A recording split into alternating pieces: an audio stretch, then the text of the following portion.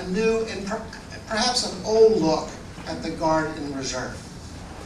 And I say old look because in the period of the Cold War, we thought of the Guard and Reserve as augmentation forces for the regular military.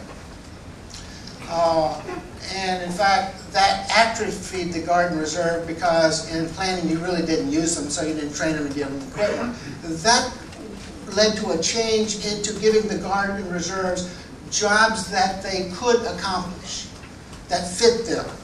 Oh, they did it well. They did it really, really well.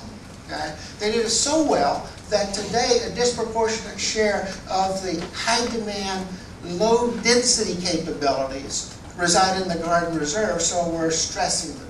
And many are seeing their first or their third tour in Iraq. That was not always the case. For most of our history, the Guard and Reserve was guided by the Ethan Allen ethos from our friends over in Vermont, where Ethan Allen and the Green Mountain Boys fought valiantly at Saratoga, and then they went home to their farms and their shops. They were willing to defend this nation, but then they went home. The situation today is back to the future, because the most significant threat facing this nation is a terrorist threat, and it certainly will be around for the next generation.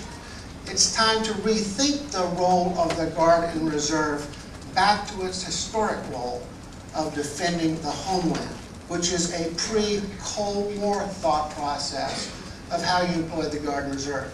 We've got to provide them the necessary equipment, training, and expertise to accomplish that task. And finally, I would argue that we must reaffirm our solemn vow and take care of those who stand guard for this nation in times of peril.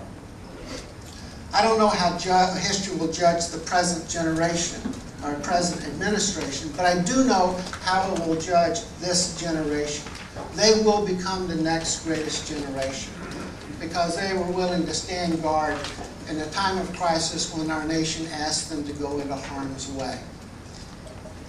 It is our task to support them with wisdom and leadership, to train them, to provide help to their families, to provide a moral compass for their work, and if need be, to provide the care that they deserve if they're injured.